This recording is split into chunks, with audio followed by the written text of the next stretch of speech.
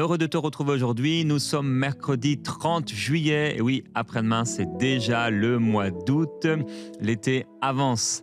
Et le mercredi, on partage ensemble un résumé d'un livre de la Bible. Et nous sommes aujourd'hui dans le livre de Michée. Alors, le nom Michée veut dire « Qui est comme l'Éternel ?» Et ce livre, donc, composé par Michée, qui était un prophète originaire d'un village du sud de Juda, à 35 km environ de Jérusalem. Il était contemporain d'Ésaïe, d'Osée et d'Amos. Alors, Ésaïe, lui, il était plutôt dans les cercles royaux de Jérusalem. Lui, Michée, plutôt un prophète rural qui va défendre les opprimés des campagnes. On est environ à 740 à 700 avant Jésus-Christ, pendant les règnes de plusieurs rois, Jotham, Akaz, Ézéchias, roi de Juda. Et donc Michée va prophétiser avant l'exil de Juda. Il va annoncer la chute de Samarie, la capitale d'Israël, ainsi que celle de Jérusalem. Alors, comme dans les petits prophètes, on l'a vu plusieurs fois, dans ma Bible, j'ai pas mal de versets qui sont fluorés parce qu'il y a beaucoup de puissants versets dans ces livres des petits prophètes qu'on appelle les petits prophètes, certainement pas petits devant le Seigneur, mais dans le nombre des pages de leur livre.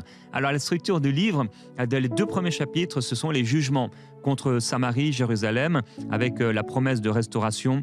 Le livre commence ainsi: le Seigneur qui vient de son saint temple, voici que l'Éternel sort de sa demeure, il descend, il marche sur les hauteurs de la terre. Et au chapitre 2, j'aime ce verset qui dit: l'Éternel est-il prompt à s'irriter? Est-ce là sa manière d'agir?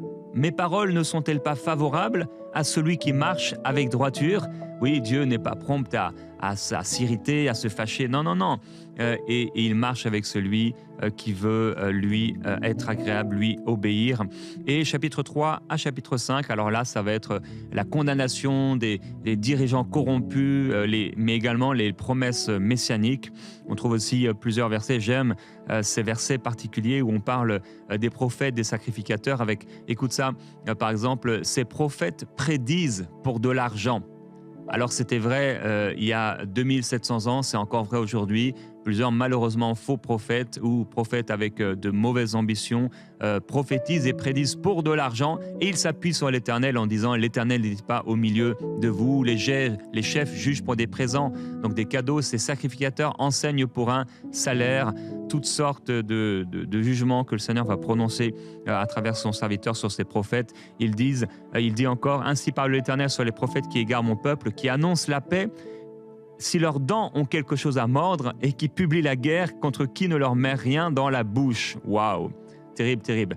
Donc, chapitre 3 au chapitre 5, ce sont ces jugements, mais aussi avec cette promesse: et toi, Bethléem, Ephrata, toi qui es petite parmi les milliers de Juda, de toi sortira pour moi celui qui dominera sur Israël. On en a parlé un peu hier. Et chapitre 6 et chapitre 7, donc ça va être le procès de Dieu contre son peuple, mais toujours, et comme dans tous les livres prophétiques, l'espoir de pardon et de restauration, parce que Dieu est bon, il est miséricordieux. Le chapitre 6 commence avec cette phrase, waouh, difficile, car l'Éternel a un procès avec son peuple. Et le verset de fondation qu'on trouve au chapitre 6, je vais demander à Marie de le lire. On t'a fait connaître, ô homme, ce qui est bien. Et ce que l'Éternel demande de toi, c'est que tu pratiques la justice, que tu aimes la miséricorde et que tu marches humblement avec ton Dieu. Amen. Alors voilà, Dieu, le thème principal de ce livre, c'est qu'il est un Dieu de justice. Dieu est un Dieu de justice, mais aussi de compassion. Et Michée va donc dénoncer toute l'hypocrisie religieuse, les abus des dirigeants, des riches, l'injustice envers les pauvres, tout en annonçant le Messie qui vient. Et je termine avec ce verset, Michée, chapitre 7, verset 7, la fin du verset: « Mon Dieu m'exaucera. Ne te réjouis pas à mon sujet, mon ennemi, car si je tombe, je me relève. Si je suis assise dans les ténèbres, l'Éternel est ma lumière. » Et il y a beaucoup d'autres versets. Je t'encourage à prendre le temps de lire ce livre cette semaine, jusqu'à la semaine prochaine où on va passer à un autre livre. Et je laisse la parole à notre invité pour l'encouragement du jour. Donc Yvan, je te laisse la parole. C'est une joie pour moi de vous retrouver. Tu marches humblement avec ton Dieu. Hier, on a vu l'humilité comme une clé qui déverrouille vraiment une saison d'autorité dans ta vie.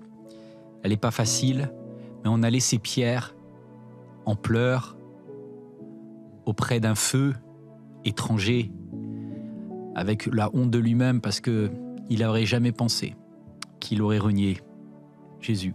Comme toi, peut-être, tu n'aurais jamais pensé qu'aujourd'hui, maintenant, après quelques années, tu es chrétienne, mais tout est plus dur. Tu es chrétien, mais tout est plus dur. Puis tu as besoin d'un tête-à-tête avec Dieu. Et aujourd'hui, c'est un tête-à-tête avec Dieu. Et il veut t'apprendre une troisième clé pour déverrouiller une saison d'autorité dans ta vie. C'est te pardonner à toi-même. Est-ce que tu sauras te pardonner à toi-même? Jésus va te demander de faire 3 confessions. Peut-être 3 fois tu as renié Jésus, et on va lire ensemble dans l'Évangile ce texte où Jésus et Pierre ont un tête-à-tête. On lit ensemble avec Marie. Lorsqu'ils eurent mangé, Jésus dit à Simon-Pierre, « Simon, fils de Jonas, m'aimes-tu plus que ceux-ci » Il lui répondit, « Oui, Seigneur, tu sais que j'ai de l'amour pour toi. » Jésus lui dit, « Nourris mes agneaux. » Il lui dit une deuxième fois, « Simon, fils de Jonas, m'aimes-tu » Pierre lui répondit, « Oui, Seigneur, tu sais que j'ai de l'amour pour toi. » Jésus lui répondit, « Prends soin de mes brebis. » Il lui dit la troisième fois, « Simon, fils de Jonas, as-tu de l'amour pour moi » Pierre fut attristé de ce qu'il y avait dit la troisième fois. « As-tu de l'amour pour moi » Et il lui répondit, « Seigneur, tu sais tout. Tu sais que j'ai de l'amour pour toi. » Jésus lui dit, « Nourris mes brebis. En vérité, je te le dis, quand tu étais plus jeune, tu mettais toi-même ta ceinture et tu allais où tu voulais. Mais quand tu seras vieux, tu tendras les mains et c'est un autre qui attachera ta ceinture et te conduira où tu ne voudras pas. » Il dit cela pour indiquer par quelle mort Pierre révélera la gloire de Dieu. Puis il lui dit, « Suis-moi. » Notre vie sur la terre est courte. Et si jamais tu as connu un moment de trou, un moment comme on en a parlé hier, le diable essaye de te dire que plus rien ne sera jamais pareil. Tu ne pourras plus servir, tu n'auras plus le même zèle, tu n'auras plus la même passion. Alors il a raison dans l'idée que ça sera plus pareil, parce que Dieu dit ça sera mieux. Tu vas pouvoir aimer encore plus les autres. Mais pour pouvoir toi-même appliquer le pardon aux autres, il va falloir que tu l'appliques à toi-même. Et ça, c'est pas évident. Alors laissez-moi juste faire un petit récap avec vous, un petit récapitulatif de comment Dieu va permettre à Pierre de retrouver sa position d'autorité et d'avoir cette troisième clé qui est apprendre à se pardonner soi-même. Déjà, il y a des lendemains difficiles. Hein. Le lendemain de la croix, j'imagine la situation de Pierre qui doit se dire, la dernière chose, mon dernier regard avec Jésus, c'était quand j'étais au fond du trou après avoir renié. Et puis Jésus croise les disciples et dans l'évangile de Marc au chapitre 16, il y a juste un verset moi que je trouve ça merveilleux. Il y a des petits détails de la Bible, c'est tellement du caviar, c'est un délice, est-ce que tu vas le savourer? Jésus dit, allez annoncer aux disciples et aussi à Pierre. Toi, c'est comme si tu sais plus trop si tu as le droit de faire partie des disciples. Tu sais plus trop si tu as le droit de faire partie des disciples, si tu mérites encore. Parce que avant, tu étais un leader, avant, tu étais une madame, Est-ce que maintenant, après t'être perdu, est-ce que... Bien sûr. Jésus met ton nom spécifiquement. Il dit, oui, toi qui me vois maintenant. Je t'ai choisi depuis le ventre de ta mère. Je sais exactement les jours qui seront inscrits dans mon livre au ton sujet. Et les projets de Dieu ne sont pas terminés. Laisse-moi te retrouver. Il va falloir que tu marches sur ton orgueil, mais que tu t'accroches pour aller à la réunion. La première fois où Pierre va devoir retrouver la réunion dans laquelle se trouvent Jacques, Jean et tous les autres, juste pour information, 4 évangiles. Il n'y a pas un seul évangile qui n'a pas parlé du reniement de Pierre. Laisse-moi te dire, les chrétiens sont aussi parfois des langues de vipères. C'est des agneaux, mais on a tous des langues de vipères. Ils ont tous parlé de Pierre dans son dos.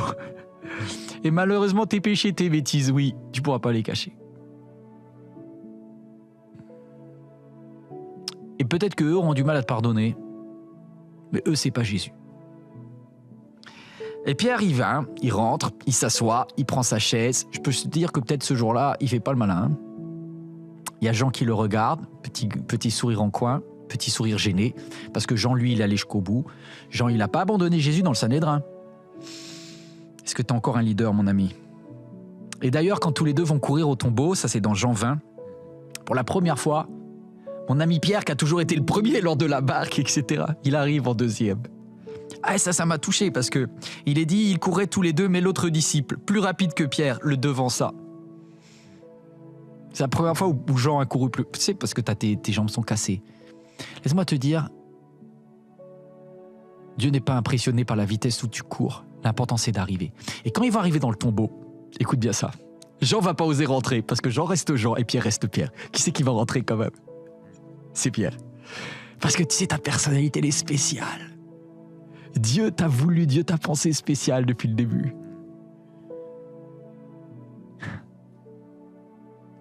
Il a toujours besoin de tes qualités. Il a toujours besoin de tes qualités. Mais tu vas apprendre à te pardonner. Et là, il te donne un rendez-vous. Sur la plage, il y avait du poisson. Sur la plage, il avait préparé un barbecue merveilleux. Dans la barque, tu étais reparti pêcher, tu avais repris ton taf, tu avais repris ton travail, tu avais repris tes anciennes activités. Tu te sentais peut-être plus légitime pour servir Dieu. Et puis, il t'appelle depuis le rivage, depuis la plage, et il dit, les enfants, n'avez-vous rien pêché? Ça marche votre nouvelle entreprise? Ça marche le fait d'avoir repris ton travail? Jetez le filet. Et puis Pierre va jeter le filet. Et là, il y a 153 gros poissons qui sont pêchés. Juste pour information. C'est pas la première pêche miraculeuse dans ta vie. T'en as eu des miracles, laisse-moi te dire. Après avoir pris une grosse gamelle spirituelle, les miracles, la différence, c'est toujours une pêche miraculeuse, c'est toujours des poissons. Sauf que cette fois-ci, tu les comptes. Quand t'as beaucoup pleuré, tu comptes chaque merveille de Dieu. Et je pense que Pierre a compté les poissons ce jour-là. Il a dit, waouh, 28, 72, 94 poissons. La bonté de Dieu va 142. Non, 143. 153. Je t'aime, Seigneur, parce que ta bonté, elle est juste incroyable. Il va et puis il avance et il dit, Pierre, tu sais, je t'avais dit que tu seras un pêcheur d'hommes. Ton autorité, je déverrouille la case d'après. Mais il va falloir que tu te pardonnes. Combien de fois tu m'as renié déjà? 3 fois. Alors je vais te donner une occasion de te rattraper. 3 fois. Je vais te poser la même question. Est-ce que tu m'aimes? Et Jésus commence. J'étais plus, Jésus, il est coquin avec nous quand même. Parce qu'il nous oblige avec des questions qui sont gênantes. Il dit, est-ce que tu m'aimes plus que les autres? Ah, c'est les questions pièges, tu vois. Tu réponds non, tu réponds oui. Dans tous les coups, t'es mauvais, quoi. Avec un mot en plus, agapao en grec, un mot super beau, quoi. Super élevé, un amour, on va dire, 5 étoiles. Est-ce que tu m'aimes 5 étoiles mieux que les autres? Pierre, il dit, bah, tu sais que je t'aime, Seigneur. Mes actions ne le démontrent pas, mais mon cœur, oui. Tu le sais tout de moi. Alors prends soin de mes brebis. Mais je ne suis pas légitime. Si, tu es légitime. Parce que tu vas aller annoncer au monde entier que je suis le Dieu du pardon et tu vas te l'appliquer pour toi-même d'abord. Pierre, au fait, est-ce que tu m'aimes? 2e fois. Jésus, je t'aime. Bah, prends soin de mes brebis alors. Et le mot, moi je trouve génial parce que le mot grec, probaton, c'est prends soin de mes stagiaires. Ceux qui sont en train de prouver, probaton. Ceux qui sont au début, tu vois. Tu vas prendre soin de ceux qui n'ont pas encore réussi. Mais je me sens pas prêt d'être un tuteur, je me sens pas prêt d'être un modèle, tu vois. Mais Pierre, vas-y, fais-le. Fais-le. Puis la 3e fois, Jésus va dire, est-ce que tu m'aimes même un peu, tu vois, de type vidéo? Et Pierre, du coup, il le prend mal, il dit, Seigneur, là, j'ai mis mes tripes, là, tu vois, là, ça devient difficile. Et Jésus lui dit, c'est bon, je te fais confiance, ensemble on est parti, suis-moi. Juste une chose, par contre, maintenant, tu vas me laisser diriger ta vie dans des choses que tu comprends pas, parce qu'on a réglé ça hier. Maintenant, tu vas me laisser te conduire. Parfois, ça sera difficile. Certains te mèneront là où tu veux pas aller. Mais comme tu n'as plus besoin de briller, que tu as compris que l'important, c'est que ce soit l'amour de Dieu qui brille. Moi, je t'ai pardonné. Pardonne-toi et pardonne aux autres autour de toi. Est-ce que tu entends ce que Dieu essaie de te dire en cet instant?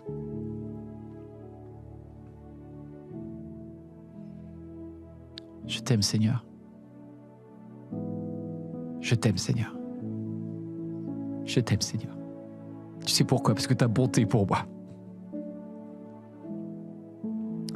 Quand je m'aime pas, tu m'aimes encore.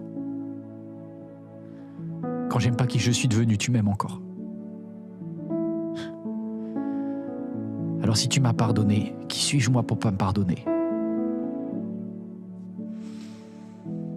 Est-ce que tu veux prendre avec moi ce chant qui dit I love you Lord, je t'aime Seigneur, car ta bonté est juste incroyable pour moi. Seigneur, je t'aime. Ta bonté ne faillit jamais. Chaque jour, tu me tiens dans tes mains. Dès le moment où je m'éveille et jusqu'à mon coucher, je chanterai combien mon Dieu est fort. Tu as toujours été fidèle. Tu as toujours été là pour moi. Avec le souffle qui m'est donné, je chanterai combien mon Dieu est bon. Tu as toujours été fidèle. Tu as toujours été là pour moi. Avec le souffle qui m'est donné, je chanterai combien mon Dieu est bon. Je chanterai combien mon Dieu est bon. Je chanterai combien mon Dieu est bon. De tout cœur avec quelqu'un qui en cet instant est en train de crier ces mots avec plus profond de son être. Je veux chanter la bonté de Dieu, la bonté de Dieu. Pendant quelques instants, juste prends la peine de dire combien Dieu est bon. Il était bon avant ton échec, il est bon pendant ton échec, il est bon après ton échec, il est bon. Il est tellement rempli de bonté pour toi. Je n'ai pas compris combien, 10 fois Dieu a permis des choses dans ma vie, mais j'ai pas compris aussi comment Dieu, malgré toute ma médiocrité, malgré toutes mes déceptions que j'ai occasionnées, n'a pas fait une croix sur moi. Dieu, je te veux te le dire, toi qui en ce moment est à genoux dans ta chambre, n'a pas fait de croix sur toi. Il est toujours fidèle. Tu viens juste de déverrouiller la 3e clé d'autorité dans ta vie. Tu viens de déverrouiller la clé de ton pardon à toi-même. Ça fera de toi quelqu'un qui prendra soin des autres et qui pourra prendre soin des brebis de Dieu. Tu voulais du leadership, il est là le leadership que Dieu voulait pour toi. Un leadership de compassion, un leadership d'amour, un leadership de bonté absolue. Dieu n'est pas venu pour corriger le monde, il est venu pour aimer le monde. Il est venu pour aimer le monde. Aimer les gens un par un, aimer les gens pas aimables. Aimer les gens que tu aurais détestés et à qui tu aurais appliqué des versets. Laisse-moi te dire, Dieu te dit aujourd'hui, tous les versets de condamnation contre ta vie, je les ai enlevés. J'ai choisi d'être le Dieu de compassion et le Dieu de restauration. Prends soin des autres maintenant. Prends soin des autres. Peut-être à ce moment-là, tu vraiment, je demande, mets ta main sur le cœur et tu dis, Seigneur, transforme mon cœur définitivement. Cette clé du pardon, je la reçois à moi-même et je l'accorderai aux autres. Cette clé du pardon, je l'accorde à moi-même et je la donnerai aux autres. Sa clé du pardon, je l'applique à moi-même et je la donnerai aux autres. Alléluia, Jésus. Saint-Esprit, tu es là maintenant. Parmi les 3 derniers versets du livre de Michée, il est écrit « Qui est Dieu comme toi, pardonnant la faute et passant sur le crime, en faveur du reste de ton héritage. Il ne garde pas sa colère à toujours, car il prend plaisir à la bienveillance. Il aura encore compassion de nous. Il mettra nos fautes sous nos pieds. Tu jetteras au fond de la mer tous leurs péchés. et tu témoigneras de la fidélité à Jacob, de la bienveillance à Abraham, comme tu l'as juré jadis à nos pères. Et ce livre se termine ainsi.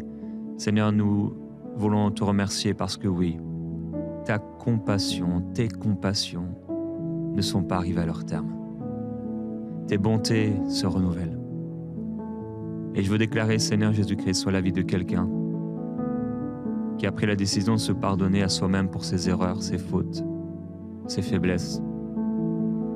Que tes bontés se renouvellent dans sa vie et qu'il y a au nom de Jésus-Christ une fenêtre qui s'ouvre maintenant. Comme un oiseau qui se pose parfois au bord de la fenêtre.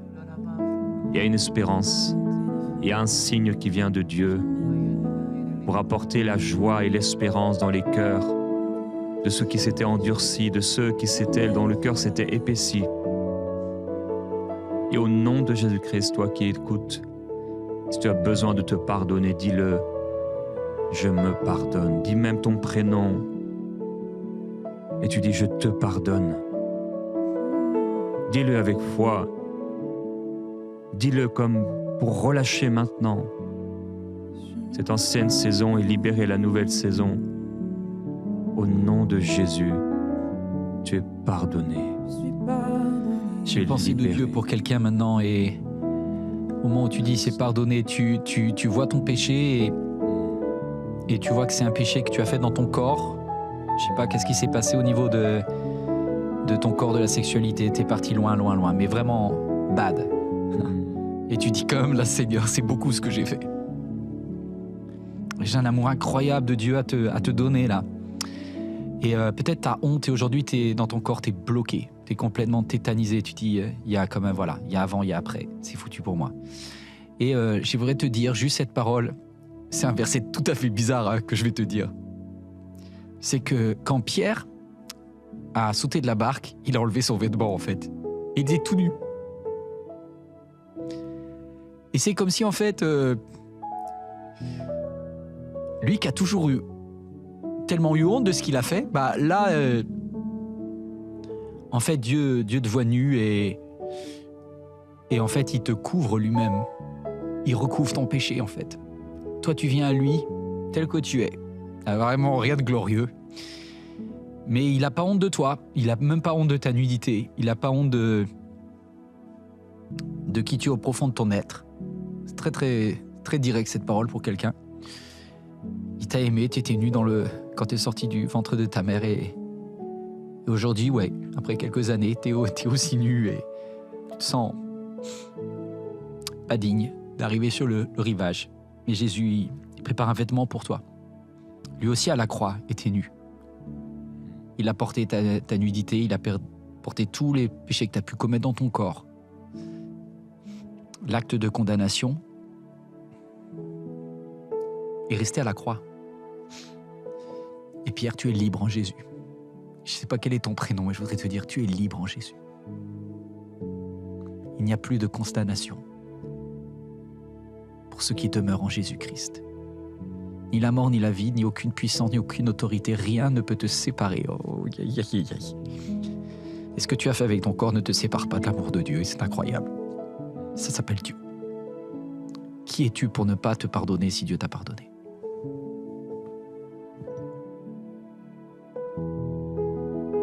Oui, peut-être tu es tombé 67 fois.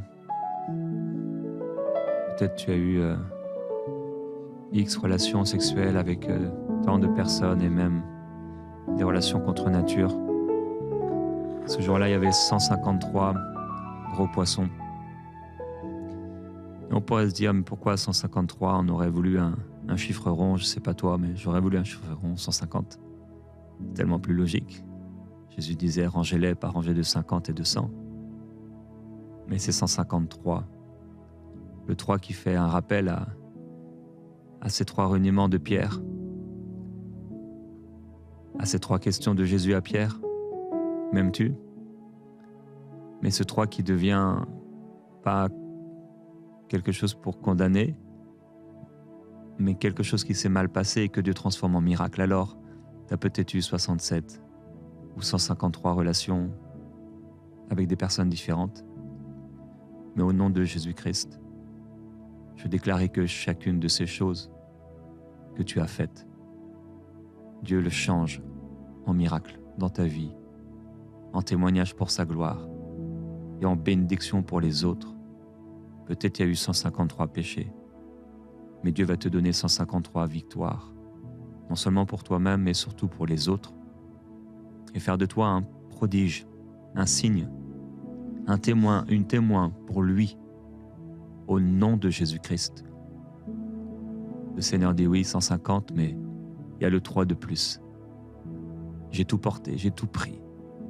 Alors Seigneur, merci pour cette personne qui aujourd'hui est relevée de sa nudité et recouverte de ce vêtement nouveau, cette tunique blanche, pure, cette couronne sur sa tête, cette alliance, cette bague au doigt que tu mets toi-même. Ah, le diable pourrait dire encore, accuser, accuser, accuser.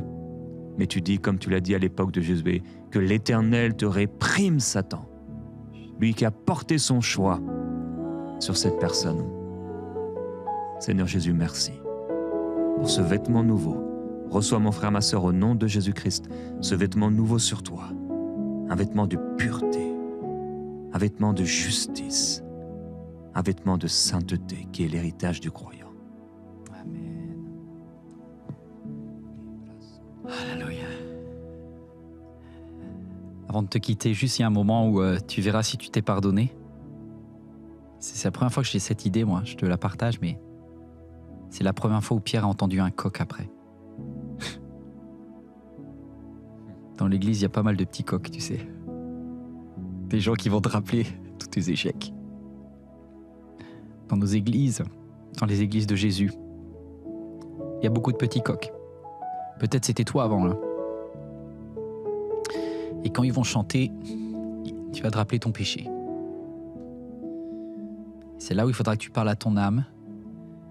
Non, sinon tu vas bloquer l'autorité que Dieu a mise dans ta vie. Alors qu'on arrive à la fin de cette émission qui t'était particulièrement destinée, tu vas juste dire « Seigneur, je te remercie pour l'autorité que tu m'as donnée et j'accepte ton pardon définitivement. Je vais compter les poissons de Dieu dans ma vie et je vais aller avec ce que j'ai. Je te propose que demain on se retrouve avec un Pierre qui remarche la tête haute, qui va de nouveau dans le temple. Ah, c'est dur de retourner dans le temple. Il va y aller quand même. Il va y aller avec Jean. Et puis maintenant, il va faire ce que le patron a dit. Aime les gens inconditionnellement. Alors, tu n'as peut-être pas grand-chose à donner, hein. Mais ce que j'ai, je te le donne. Au nom de Jésus-Christ, lève-toi et marche. Lève-toi et marche. Et avant de pouvoir le dire à un boiteux, dis-le à toi-même, lève-toi et marche. Voilà, je termine ce temps de prière inspirée. Et dans ma journée, je me lève et je marche. Et je marche la tête haute par la grâce de Dieu, parce que j'accepte son pardon.